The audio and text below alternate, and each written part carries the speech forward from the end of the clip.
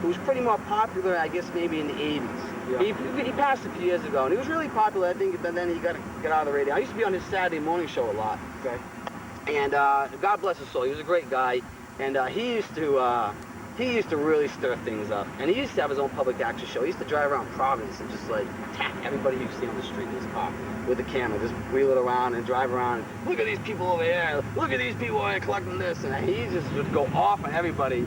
And I was like, this guy, it's crazy. It's crazy. But, you know, to each his own, I guess. So, now, is there any, does everyone get along at the station? You have, I think, John DePietro does the morning show. Yeah. You have Buddy Cianci, who does his afternoon show with these, pal, I don't know the other guy's Ron name. St. Pierre. Ron St. Pierre. Yep. Sounds French to me. Then you have Dan York, who's in the afternoon. Yep. And then Matt Allen's there, and then you got Savage, who's a syndicated show from California. He's out of San Francisco, yep. San Francisco. Now, is there any animosity between some of these radio show hosts? I've heard like some, it was a journal story where Mr. St. Pierre threw something at DePietro and the studio, and they were arguing because I guess DePietro had a guest on the show, and I guess it's taboo for the next person to come in to have that guest on their show. Yeah. So I guess that's what happened. I think it was Sumlin. I think. Oh, yeah, former governor of Bruce. So there was some fighting going on. Now, does that happen a lot? I mean, does everyone get along there, or is it kind of like? To my knowledge, everyone gets along, aside from the stuff like that. Okay. And it being in, you know, in the media, business of media, other media groups will report on stuff like that. Gotcha. That happens. So yeah, I mean, I read the story in the journal. I saw that. And I was trying to part of working Matt's show and the time slot we're in, 6 to 9. You know, when I get there, you don't run into anybody. I don't see anybody. Like, I'll see Dan leaving the show. Hey Dan, how's it going? Good to see you. And then you know, we go in and we got to get down to business, because Matt and I only have about 10, maybe 20 minutes, because I'm coming from my daytime job to get ready. And like, he wants to tell me, he's like, all right, I need this audio. We're talking about this. So we're not really concerned about what happened during the day. It's more about like, what are we doing? Because you're for this show. You know what I mean? All right. So, now what time does Matt have to get there? So his show starts at 6. What time would Matt, because people say, oh, radio DJs, they must have it easy. They only work, 4 hours. But go into a little bit more detail about what a radio show host has to do. Like, what time would, Matt gets on at 6, so what time does Matt have to get there to start really preparing for the show? Or is he doing it the night before? I think, well, that's, you touch upon a good point. The point I'm going to make is, I think he gets to the station around, I don't know, 2 o'clock, 2, 3 o'clock. So that's, well, you people can't do math, that's like 4 hours before he's supposed to be on the air.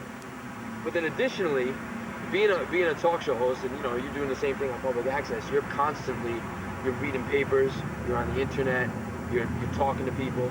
Anything that happens to you is potentially a topic, yes, to bring up on the radio. And I actually, it's funny, doing it for a year. Just, I'm not even on the air. I'm on the air occasionally, but just the producer for a radio show, I start living my life and looking at my life through that lens. Where, yes, you know, oh, I'm at the beach and this could be a topic. I could tell Matt about that, or oh, this new traffic pattern over here down this road. What's going on with that? You just constantly, with different experiences. Yeah, might become a topic on the radio. Yes. That's how, because people say, well, how do you notice that? It's like, dude, I notice everything. You know, I'm a people watcher. Yeah, right? I'm a people watcher. I've always been a people watcher, and I notice things. So I was like, let me use that talent and put it to good use. When I go out, I'm always watching for different things. I'm like, hey, you might want to get away from there. There might be a fight. How do you know? The next thing a brawl sprawls out over here, and I'm like, oh, how'd you know that? But dude, you kind of notice these things, you know, and you're more aware of things. You're looking for topics. You just become aware of things. You know, it's like a spidey sense, kind of. Right. Like on the way here, on the secret location of the secret road, they changed it from 4 lanes to 2 lanes, and I'm screaming my head off, like, what the hell is this crap? You got some asshole in front of me who won't get over. This is my pet peeve on the road, people. The left lane in every other state and Rhode Island is the passing lane. It's not the traveling lane. It's in the law books. You can get a ticket for traveling in that lane. Pull it over to the right lane and let people like me who like to go a little bit fast go and then move over. Please don't sit there and tool along when the speed limit's 50 and you're doing 35 in the left lane. Please. You can't even do that there now because now No, it's they 2 can't. lanes with a turning lane in Yes. the middle. Why did they do So that? if you get stuck behind a Sunday driver Oh, on a Tuesday man. afternoon, I said, you're let me take this road instead of like coming up the Route 6 way, the back way. Right. I said, I haven't been up here in a while. I always go the back way to visit my parents and stuff. I'm like, let me go this way. And I'm like, what they do is people. That's about a week old.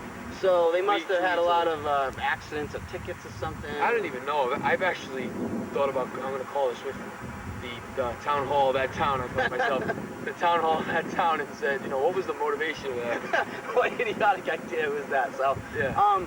Now here's a good point, and I know this is brought up to me.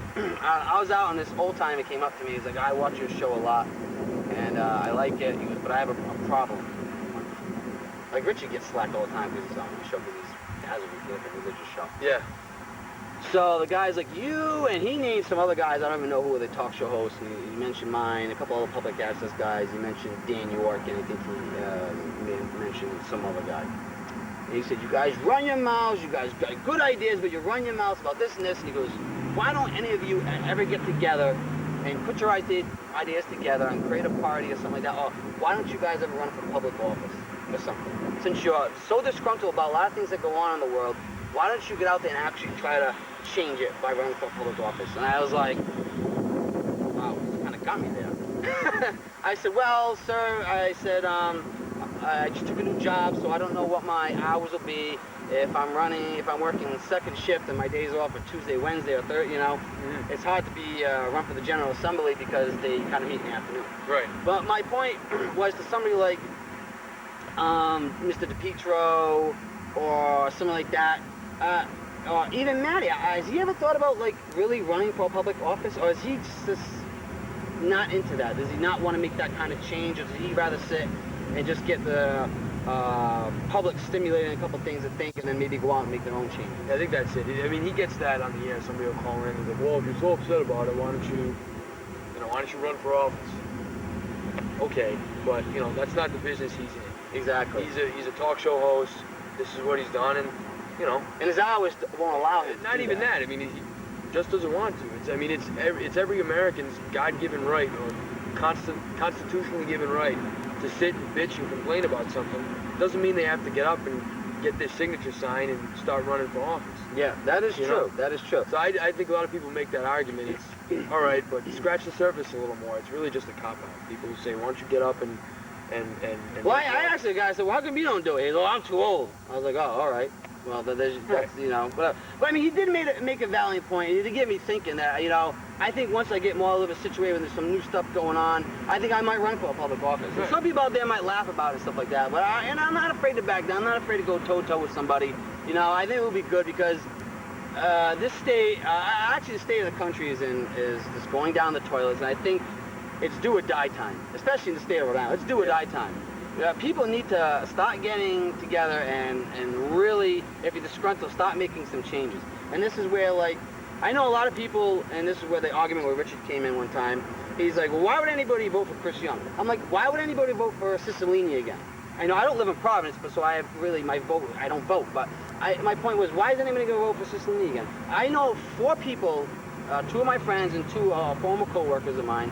They live in Providence, so they all said that crime has gone up. Yeah. They feel that the city has gotten dirty, like this, the trash not being picked up. A lot of things. He's being a lame duck mayor. Yeah. So if a lot of people are being disgruntled, and Cicilline is going to run again or he doesn't, why wouldn't they vote for Chris Young? Even though he goes on a tangent about this or that, but he has a lot of good ideas. I really sat down with him and talked to him and said, look, tell me what you really want to change. And I'm like, wow, you got some pretty good ideas. So my point to Richard is like, why wouldn't people want to vote for that? Yeah. Even though you might believe he has a quirk here and there, why the majority of people might not believe that? And he's like, ah, I'm like, see, you're just giving him negative publicity right now. You're not. It's like, give the guy a chance. And I find that funny coming from Richard because I've seen his show, I've seen him on your show, and Richard is obviously a religious guy, a very spiritual guy, and so is Chris Young. So I find that funny that. Well, they never one met. can't get behind the other, and I mean. Exactly. They never met. I'm going to try to introduce them. That's why I think, the vow, the new change of Skies Hot Topics is I'm really going to start trying to get everybody who think alike, like You know, I believe that me and Matt Allen, even Dan York, even though I don't listen to his show a lot, even though, you know, I listen to EI more because I'm more into sports, and I love to call it the Big Show and just rip him because he absolutely knows nothing about baseball. Sean McAdams is the only guy in that station that knows what he's talking about, besides Michael Holley, that know about baseball. So I call Big Show every guy. I said, "You're an idiot about this guy. You're an idiot about that guy. You don't know what you're talking about." And I always get him. You get him on EI? I can get on EI a lot. You know, because I do fantasy baseball. I study baseball. I like football. Don't ask me about basketball. I care less about basketball or hockey. But basketball, I mean, baseball and football, I know. I know about the players. I know who's good on this team. Like when they signed J.D. Drew, I'm like, what are you doing? I know this guy since he came in the league. He's always injured. You're giving him $14 million a year. The Julio Lugo thing, don't get me started. So I get on EI once in a while, and I get into it with them because the Big Show always thinks he's right about things, and then I think it's fun though, you know, it's a good time. But my thing is to get Matt Allen. Like me and Matt Allen probably agree on 95% of the things. You know, I know that he probably values human life more than a dog's life, but I'm opposite. I put my trust in man's best friend than another man. You know, that's just me. I've seen your dog. What kind of dog is that? See, yeah, before you said. It was Saint Bernard. Was it? It's not. No, Old English Bulldog. Old English Bulldog. Yeah, Old English Bulldog. He might look badass really looking quick. dog. I like that. I was gonna bring him here, but the secret location, I'm not sure he would have stayed in this area. He might have been attacking different things. But I have a new. Tied him a few trees, maybe. Yeah. And Pedo come by. Yeah. I know. Some of those people are so nuts. I mean, you know, I love animals, you know, especially dogs. You know, but I mean, some people just go on ballistic about like. You know, you leave your dog outside and it's like 80 degrees and they think you're torturing him. It's like, huh? Shut up. He's got a bowl of water. He's fine. And I got another Old English Bulldog, Sweet Pea. Oh, you have two of them? Yeah, I just bought another. Oh, wow. She's about 5 months. She's about 50 pounds now. And we got fine stuff. And so I just did a show, and that's going to be coming out this Tuesday. This Tuesday you can watch it, and Sweet Pea will be on there. They're wrestling all over the place. But, I saw, last week, I saw you were in a park somewhere. It was kind of a great day, and you were with the... my older one, Bronny. The older one, yeah. Throwing a big stick around. Yeah. And the dog's running around picking it up. Bronny, is that his name? Yeah, Bronny. Like I like that. Paper towel, yeah. And the other one's Sweet Pea, the female. But he's an awesome dog. Wherever I go, people recommend